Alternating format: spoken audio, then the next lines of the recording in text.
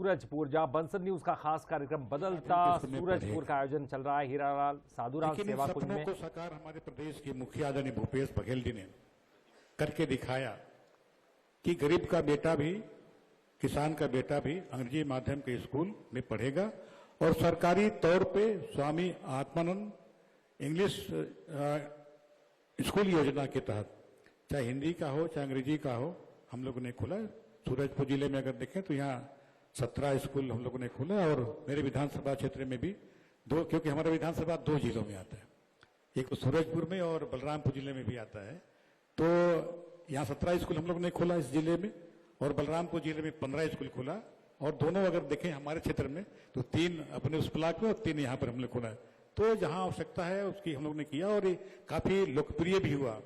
अभी मुख्यमंत्री जी का एक योजना चली भेंट मुलाकात, मेरे संभव तो पूरे हिंदुस्तान के पहले मुख्यमंत्री हैं जिन्होंने भेंट मुलाकात कार्यक्रम रखा और हर विधानसभा में रात गुजारी। उन्होंने सब लोगों से मिला, सब लोगों से भावनाएं, सब लोगों से जानकारी भी ली और रात रुकने के बाद जो मांगे प्रमुख रूप से वहां पर आई वो स्कूल के स्वामी आत्मानंद स्कूल के बारे में और सरकारी क्षेत्र में बैंक की खोलने के बारे में ये बातें आई और हम लोगों ने इसको जहां तक हो सकता है कि प्रयास किया खोलने का और लोगों में इसकी मांग भी रही और उसकी पूर्ति भी हम लोगों ने किया।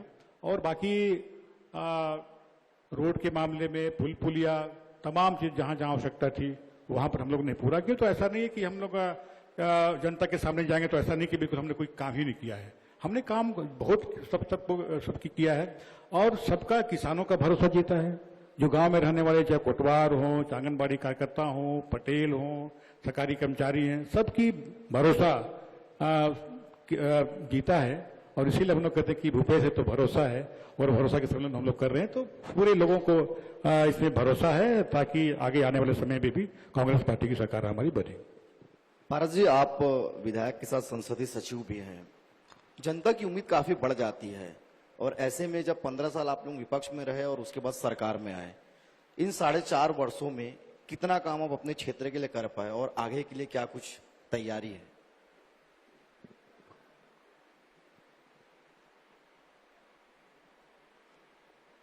बंसल न्यूज ने बदलता सूरजपुर के कार्यक्रम में हम सबको आपने आमंत्रित किया और सबको सामने अपने बात को रखने का अवसर दिया, इसके लिए सबको, आप परिवार को बहुत बहुत धन्यवाद।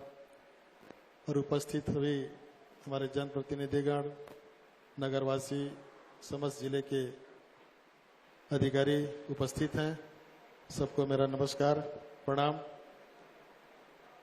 ये 15 साल छत्तीसगढ़ बनने के बाद भाजपा की सरकार रही, 15 साल के बाद कांग्रेस को अवसर मिला और जैसे ही कांग्रेस को अवसर मिला आम जनता को काफी उम्मीदें रही कि सरकार बदली है, बहुत सारे काम होंगे, बहुत नए नए जिले भी बने, नए तहसील बने, नए अनुभाग बने, नए नए ग्राम पंचायत भी बने, तो विकास की संभावनाएं भी बढ़ी। हमारे प्रदेश के मुखिया माननीय भूपेश बघेल जी ने बड़ी रफ्तार से अपने पूरे टीम के साथ ग्रामीण स्तर को आगे ले जाने के लिए योजनाएं बनाई और कार्य प्रारंभ किया। पर एक विडंबना हुआ कि कोरोना बीच में आई, उससे काफी प्रभावित हुआ, समय का भी नुकसान हुआ, उससे कुछ तो प्रभावित हुए। फिर भी जिस रफ्तार के साथ छत्तीसगढ़ का जो विकास हुआ, लोगों के सोच के अनुरूप निचले स्तर के लोगों का जो सोच था उनको आगे ले जाने की, उनकी जो संभावनाएं थी आगे बढ़ाने का, उसको बखूबी आगे ले जाने का काम किया। जैसे सर्वप्रथम किसानों ने जो आत्महत्या पिछली सरकार में जो कर रहे थे, कर्ज में डूबने के कारण सरकार ने कर्ज माफी किया, उससे भरोसा फर्स्ट में हुआ कि हमारी सरकार जो बने वास्तव में लोगों के हित में काम करेगी, उन्होंने किया। और 2500 रुपया समर्थन मूल्य में धान खरीदने का जो काम किया, इसके बाद जो पहुंचविहीन जो क्षेत्र थे वहां पर पुलिया बनाने का काम, सड़कें बनाने के काम, और शिक्षा के क्षेत्र में जो दूर दराज जो जगह थे, जैसे शिक्षा गारंटी के तहत बहुत सारे स्कूल खुले थे और उनकी स्थिति बहुत खराब थी, उनको पुनर्जीवित करने का काम किया। और आज सभी प्राथमिक शाला स्कूल या माध्यमिक शाला स्कूल सुव्यवस्थित हैं और अच्छा शिक्षा लोगों को मिल रही है। तो एक भरोसा लोगों के ऊपर आया कि सरकार वास्तव में ग्रामीण स्तर को आगे ले जाने का काम कर रही है और आने वाले समय में और अच्छे से अच्छा काम करेगी। जैसे स्वास्थ्य के क्षेत्र में बताना चाहूंगा कि स्वास्थ्य के क्षेत्र में जो उप स्वास्थ्य केंद्र हैं, प्राथमिक स्वास्थ्य केंद्र हैं, सामुदायिक स्वास्थ्य केंद्र हैं, उनमें संसाधनों की बहुत सारी कमियां रही, उसको सुव्यवस्थित करने का काम हमारी सरकार ने किया। आज सभी प्राथमिक स्वास्थ्य केंद्रों में MBBS डॉक्टर हैं, नर्सेज हैं, कंपाउंडर हैं, ड्रेसर हैं। तो जो गांव में जो बीमारियां बढ़ती हैं तो सर्वप्रथम उप स्वास्थ्य केंद्र में जाते हैं, वहां से प्राथमिक स्वास्थ्य केंद्र में जाते हैं और प्राथमिक स्वास्थ्य केंद्र के स्तर का इलाज वहां होता है। इसके बाद सामुदायिक स्वास्थ्य केंद्र में, तो जिला स्तर पर आते आते काफी संख्या कम हो जाती है। और जिला स्तर पे अभी हमारे सूरजपुर में ब्लड बैंक भी हो गया है और ऑक्सीजन का भी अवेलेबल रहता है। तो ये एक अच्छा स्वास्थ्य विभाग को व्यवस्था हमारी सरकार ने दिया, उसका लाभ आम नागरिक को मिल रहा है। और उच्च शिक्षा की ओर विशेष ध्यान दिया। प्राथमिक शाला माध्यमिक शाला में हालांकि इंग्लिश पढ़ाई होती है पर स्वैच्छिक रहता है। प्राथमिक शाला में इंग्लिश पढ़ाई नहीं हुआ करती थी, प्राइवेट स्कूलें के माध्यम से इंग्लिश की पढ़ाई किया करते थे, तो वो हर जगह अवेलेबल नहीं था। या तो शहरों में जाकर ट्यूशन करते थे, क्वार्टर लेते थे। तो जिनके पास आमदनी है वो तो करते थे, पर जिनके पास खेती के माध्यम से जो एक फसली भूमि यहाँ रहने के कारण पर्याप्त आमदनी नहीं है, तो ऐसे लोग उससे वंचित हो जाया करते थे। पर ये योजना जब स्वामी आत्मानंद की बनी और ब्लॉक मुख्यालय के स्तर पर बना, पर ब्लॉक स्तर पर जब खुला तो उसकी मांग बहुत तेजी से बढ़ा। उसको ध्यान में रखते हुए सरकार ने उसको विस्तार किया। अभी मेरे विधानसभा में 6 स्वामी आत्मानंद के स्कूल हैं और हम लोगों ने प्रयास किया कि सभी ऐसे जगह खुलें कि हर क्षेत्र के लोगों को उसको लाभ मिले। और आज निःशुल्क शिक्षा और प्राइवेट स्कूल के तर्ज पर अच्छे व्यवस्था के साथ स्कूल संचालित है, तो इस पर भी सरकार के ऊपर भरोसा लोगों का बढ़ा है। तो आने वाला जो समय है वो अच्छा सुखद रहेगा। मैं ऐसा महसूस करता हूँ। जो लोगों की भावनाएं हैं, भावनाओं से जुड़ के सरकार ने काम किया है। हमारे जन पंचायत प्रतिनिधियों को भी उन्होंने सम्मान किया। हमारे गांव के पुराने जो प्रथाएं हैं उसको भी उन्होंने सम्मान किया। गांव की जो देवगुड़ी जिसको मानते हैं, पूजा करते हैं, उसको उन्होंने प्रोत्साहित किया कि अच्छे से अच्छा बने और एक व्यवस्थित बने, जिनको आस्था का केंद्र है। युवा पीढ़ी आगे आए तो राजीव मितान क्लब के माध्यम से उनको प्रोत्साहित करने का काम किया। रामायण मंडी के माध्यम से हमारे जो छोटे छोटे प्रतियोगिता जो होते हैं। रजवाड़ी साहब, ये तो सवाल ठीक है आपने जो बताया, जितने जवाब आपने दिए। महिलाएं बहुत सारी दिख रही हैं मुझे यहाँ पर। थोड़े से महिलाओं से जुड़े एक आध सवाल मैं ले लूं। इस बार लीना जी भी बैठी हुई हैं यहाँ पर, महिलाएं भी बहुत सारी हैं। आप दोनों के कंपटीशन में महिला ही इस बार खड़ी हुई है। महिला शक्ति भी यहाँ पर बैठी हुई है। आपके कंपटीशन में भी एक महिला ही खड़ी हुई है। प्रेम साय जी के भी विधानसभा क्षेत्र में एक महिला खड़ी हुई है। राजनीति में ये कहा जाता है, साय साहब आप तो बहुत पुराने हैं, रजवाड़े साहब आप भी, कि जिस दिन से टिकट डिक्लेयर होती है उस दिन से आपका मीटर घूमना शुरू हो जाता है। अभी तो टिकट डिक्लेयर नहीं हुई, शायद मीटर आपका निकले उनका घूमना शुरू हो गया, लेकिन नारी शक्ति सामने है, चुनौती देख रहे हैं दोनों अपने अपने विधानसभाओं में। पहले साय साहब से जवाब लेता हूं, फिर आप। साय साहब। नहीं, देखिए, हम लोग चुनाव के समय ही केवल चुनाव का काम नहीं करते हैं, हम तो पूरे 5 साल लोगों के काम करते हैं, लोगों से संपर्क रहता है, उनकी जो भावना है उससे अवगत होते हैं, उनसे मिलते हैं, उनके सुख दुख में शामिल रहते हैं। तो ऐसा नहीं कि केवल चुनाव के समय हम आ रहे हैं, बाकी पार्टियां तो चुनाव के समय आते हैं। कांग्रेस तो हमेशा उनके साथ रहकर एक उनसे परिवार की तरह काम करता है, और जो भी उनकी आवश्यकता होती है उनकी पूर्ति भी करते हैं। चुनाव में कोई भी खड़ा हो, पुरुष भी खड़ा होता है, महिला भी खड़ा होता है, 50% आबादी महिलाओं की भी है, ऐसा तो हम लोग सब उसमें जानते हैं। लेकिन चुनाव होता है, और चुनाव के दृष्टिकोण से हम लोग तैयार हैं, तैयारी है सबकी है। जहां तक मीटर का तो वो तो चलता रहता है। जब कभी हम किसी कार्यक्रम में जाते हैं तो ऐसा नहीं कि हम लोग कोई फेरी में जाते हैं, वहाँ कोई क्रिकेट हो रहा है वहाँ जाना है, किसी का छठी बरही है वहाँ जाना है, किसी की शादी ब्याह है तो वहाँ जाना है। तो ये तो पूरा चलता रहता है, उसमें केवल चुनाव के समय हम लोग नहीं रहते हैं, अभी तो हमेशा ये सब हम लोग करते रहते हैं, लोगों के बीच में बने रहने के लिए, लोगों की सुख दुख में शामिल रहने के लिए, उनके जो काम है उनको पूरा करने के लिए हमेशा चलता रहता है। हमारे पुराने एक साथी थे, वो बोलते कि विधायक जो रहता है या जो भी जनप्रतिनिधि है वो तो रोज चुनाव लड़ता है, वो किसके साथ बैठा है, क्या काम कर रहा है, कैसा उसका व्यवहार है, वो पूरे ऐसा नहीं कि चुनाव के समय किसी ने कुछ किया कब उसमें वो तो रोज चुनाव उसके होते हैं और रोज वो ऐसा लड़ता है, वो तो ऐसा लोग को कहना है। राजभर साहब, यही सवाल आपके लिए।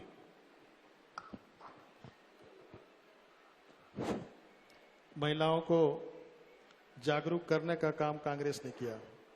जब पंचायत में आरक्षण दिया, और पंचायत में आरक्षण देने के पहले घरेलू महिला हुआ करती थी, पंचायतों में आरक्षण दिया तो लोग सामने आए और उन्होंने सामने आकर लोगों के सामने फेस किया, उनका मनोबल बढ़ाने का काम कांग्रेस ने किया। इसके बाद पंचायत के साथ साथ नौकरियां में भी, और मितानिन के माध्यम से, समूह के माध्यम से सभी जागरूक हुए और उससे सब सामने आए। और निश्चित तौर पर नारी शक्ति एक शक्ति के रूप में उभरी है।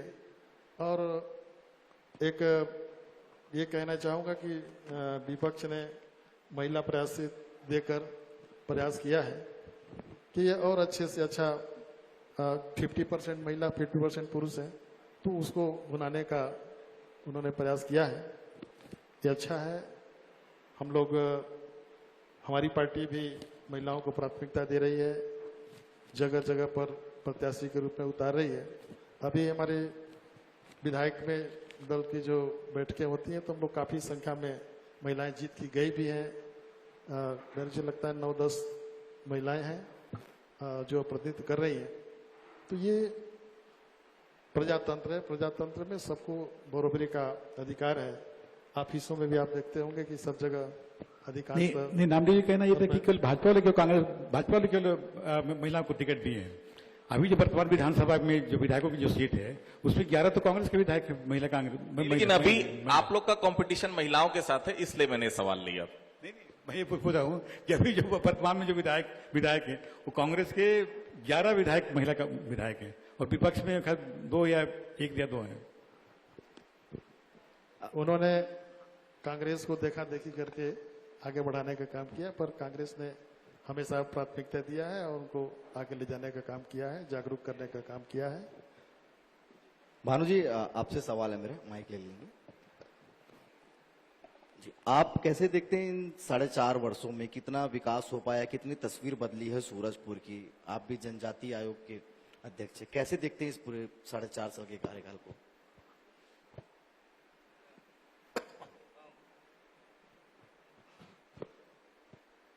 इस कार्यक्रम के आयोजन समिति बंसल न्यूज को बहुत बहुत धन्यवाद। और इस कार्यक्रम में उपस्थित हमारे योजना आयोग के सम्मानीय अध्यक्ष आदरणीय डॉक्टर प्रेम साय सिंह जी, भटगांव विधानसभा के सम्मानित विधायक अपर संसदीय सचिव पारसनाथ राजवाड़े जी, सूरजपुर के सम्मानित जनता और यहाँ पर उपस्थित सूरजपुर जिले के सभी सम्मानित अधिकारी, आप सभी को मेरा सादर प्रणाम। आपने सवाल किया कि इस 4.5 साल में जो विकास के कार्य हुए छत्तीसगढ़ में, उसमें सूरजपुर में बदलाव कितना हुआ। मैं अनुसूचित जनजाति आयोग का अध्यक्ष होने के नाते मुझे जो जिम्मेदारी दी गई है, और अनुसूचित जनजाति आयोग का काम आदिवासी जो परिवार हैं इस छत्तीसगढ़ में जो निवासरत हैं, जो हमारा 5वीं अनुसूची का क्षेत्र पड़ता है, 85 ब्लॉक और 13 जिले, उसमें ये सूरजपुर जिला भी आता है। वास्तव में जो बदलाव हुआ इस 4.5 साल में, और मेरा काम तो सरकार के कामकाज पर निगरानी रखना ही है। मैंने अनुभव किया कि जिस संवेदनशीलता से इस वर्तमान सरकार ने कामकाजों पर जो निगरानी रखी, और कई बार तो ऐसा भी मौका आया कि मैं अपने अधिकारियों से मैंने बात किया तो दिन नहीं घंटों में उन्होंने उसका निराकरण किया है।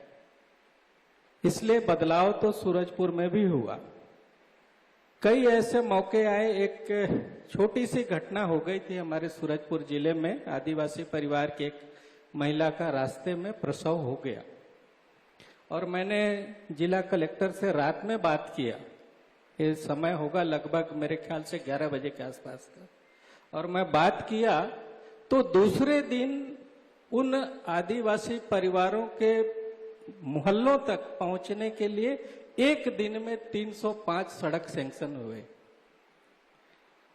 एक दिन अभी मैंने बात किया, ऐसे समीक्षा बैठक सूरजपुर में लिया था, और समीक्षा बैठक के दौरान मेरे सामने बात आया कि पहुंचविहीन गांव कितने हैं। तो मैंने संबंधित हमारे जिला कलेक्टर साहब से बात की, उन्होंने बोला नहीं है, लेकिन न्यूज के माध्यम से मेरे को दूसरे दिन पता चला कि एक गांव है, और मैं दौरे में चला गया।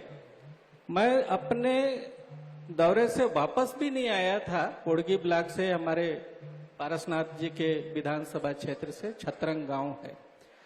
वापस आने आधे रास्ते में मुझको मेरे जिला कलेक्टर ने बोला कि साहब आप दौरा करके आ रहे हैं और पहुंचविहीन गांव है, और कुल आपको आश्चर्य होगा कि उस गांव में 16 परिवार हैं। उस 16 परिवार के लिए जो हम लोगों ने प्राक्कलन तैयार करवाया है वो 79 लाख रुपए का है। तो बदलाव तो हुआ।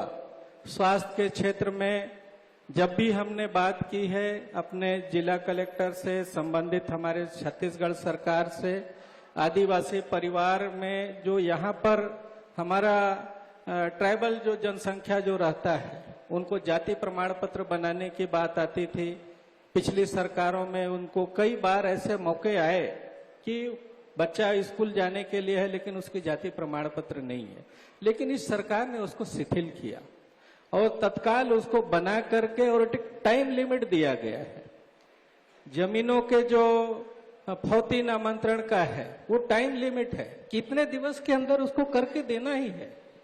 और मैं कभी कभी बात करता हूं अपने जिला प्रशासन से, तो बोलते हैं साहब हमारे यहाँ कोई भी पेंडिंग नहीं है, हमारा जो कंप्यूटर है वो पूरे खाली है, हमने सारे काम कंप्लीट कर दिए हैं। तो बदलाव तो हुआ है। मनु जी, एक बहुत बेसिक सा सवाल था इस समय, क्योंकि आप अनुसूचित जनजाति आयोग के अध्यक्ष हैं, तो ये सवाल थोड़ा सा लाजमी भी है। बस्तर धर्मांतरण के कारण जल रहा है, आदिवासी और क्रिश्चियन काफी टकराव देखने को मिल रहा है। ये इसमें कोई दो राय नहीं। विधानसभा का वो जवाब भी मुझे याद है जब माननीय मुख्यमंत्री जी ने विधानसभा में जवाब दिया था कि मेरे शासनकाल में नहीं, बीजेपी शासनकाल में सबसे ज्यादा चर्च का निर्माण हुआ। ठीक है, वो अलग बात है, लेकिन उस शासनकाल में इतने डिस्प्यूट नहीं थे। इतने डिस्प्यूट अचानक एक किसी की मौत होती है, पूरे गांव में हंगामा होता है, 4-4, 5-5 दिन जिला प्रशासन, पुलिस प्रशासन को उस बॉडी को दफन करने में लग जाता है। क्या अपनी बात ठीक से समझा नहीं पा रहे हैं आप लोग, या अधिकारी नहीं समझ पा रहे हैं, या आदिवासी नहीं समझ पा रहे हैं? नहीं, ऐसा नहीं है। देखिए, वो ये हिंदुस्तान है, इस हिंदुस्तान में सारे लोगों को अपने धर्म मानने की स्वतंत्रता है। कोई भी व्यक्ति कोई भी धर्म स्वीकार कर सकता है, वो आदिवासी होगा, गैर आदिवासी होगा। लेकिन जो बात सदन में जवाब दिया गया कि पिछले समय में जिन धार्मिक स्थलों के निर्माण हुए हैं वो अलग बात है। धर्मांतरण का मामला कोई आज नहीं हो रहा है और वो व्यक्ति के ऊपर निर्भर करता है धर्म स्वीकार करनी है। मैं आज हिंदू हूं, कल कोई दूसरी धर्म भी मान सकता हूं, मेरे को जिसके ऊपर आस्था होगा मैं उसमें जाऊंगा। लेकिन इसको अनावश्यक विवाद का रूप दिया जा रहा है। हमारे जो प्रशासनिक अधिकारी हैं वो संवेदनशील हैं, वो समझाने का काम कर रहे हैं, लेकिन लोगों को बरगलाने का जो काम किया जा रहा है इस पे नजर होनी चाहिए कि वो कौन लोग हैं जो आज इस तरीके का मामला, इस तरीके के बात जो इस शांत छत्तीसगढ़ में लेकर के आ रहे हैं। ये व्यक्ति की स्वतंत्रता है, संविधान में लिखा हुआ है कि हम अपनी धर्म कौन सी मानेंगे। हम आज जिस धर्म में है कल शायद न रहे, कल और किसी में चले जाएंगे, लेकिन ये विवाद का विषय थोड़े है, ये स्वतंत्र है और इसको अनावश्यक रूप से विवादित किया जा रहा है। दोनों विधायक यहाँ पर बैठे हुए हैं।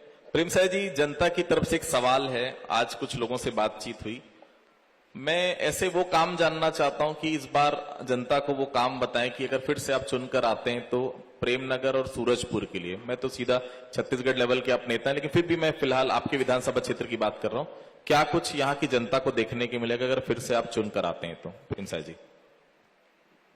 क्या उसमें फिर से अगर चुनकर आप आते हैं तो क्या महत्वपूर्ण बदलाव यहाँ पर आने वाले समय में देखने को मिलेंगे?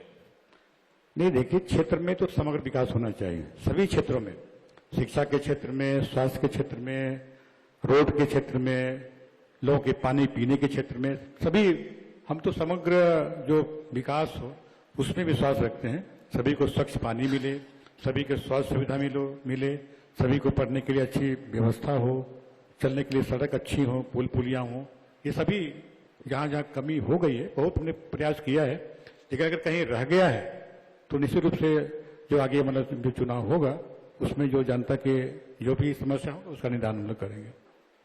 राजवाड़े साहब, यही सवाल आपसे।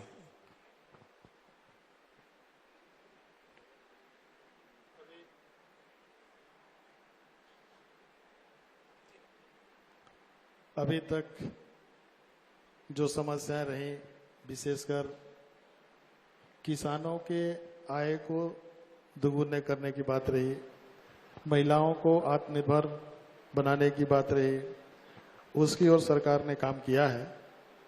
और मैं बताना चाहूंगा कि जिस तरह से किसानों को धान बेचने में जो असुविधा होती थी, उसके लिए सहकारी समितियों की संख्याएं दोगुनी हुई, धान खरीदने की संख्याएं बढ़ी और उससे किसानों ने पंजीयन संख्या बढ़ा।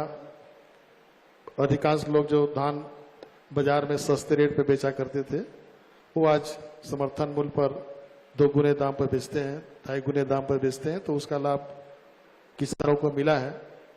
और जो सहकारी बैंक, जिला सहकारिता बैंक जो हुआ करते थे वो बहुत सीमित मात्रा में थे, बहुत लोगों को 2-2 दिन तक पैसा लेने में दिक्कतें हुआ करती थी, उसका भी विभाजन हुआ, उसका भी लाभ मिला। आने वाले समय में हम लोगों के जो क्षेत्र है ACCL क्षेत्र है और ACCL में लोगों की भूमि अधिग्रहित हुई, उनको नौकरियां भी मिली, पर धीरे धीरे खदान बंद होते जा रहा है और नए नौकरियां उत्पन्न नहीं हो पा रही हैं, तो बेरोजगारी की संख्या बढ़ रही है। हालांकि राज्य सरकार अपने स्तर पर रोजगार देने का काम की है, जैसे नियमित शिक्षा कर्मी भर्ती नहीं हुआ करते थे, पर हमारी सरकार ने नियमित शिक्षा कर्मी भर्ती करने का काम किया। स्वास्थ्य विभाग में बहुत जो डॉक्टर रहे, नर्सेज रही, जो डिप्लोमा किए थे, सभी लोगों को उन्होंने रोजगार उपलब्ध कराया। हम कुछ ऐसा सोचेंगे आने वाले समय में कि कोई नए उद्योग धंधे खुले, क्षेत्र में नया डेवलपमेंट हो, जैसे आने वाले पीढ़ी को रोजगार मिल सके और स्वरोजगार की ओर युवा आगे बढ़े, जिससे क्षेत्र और अच्छे से विकास कर सके। और ये जो गांव के लोग शहर की ओर जो भागने का रफ्तार करते हैं वो रुके और गांव शहर जैसा लोग अनुभव करें, वो सब सुविधा उनको उपलब्ध हो, इस ओर हम ध्यान देने का काम करेंगे। चलिए, बहुत बहुत धन्यवाद सर हमसे बातचीत करने के लिए, आप तीनों हमारे साथ जुड़े। इसके बाद अगला पैनल कलेक्टर साहब रहेंगे, एसपी साहब रहेंगे, सीईओ जिला पंचायत मैडम और डीएफओ साहब मंच पर आ जाएंगे। निवेदन करता हूं।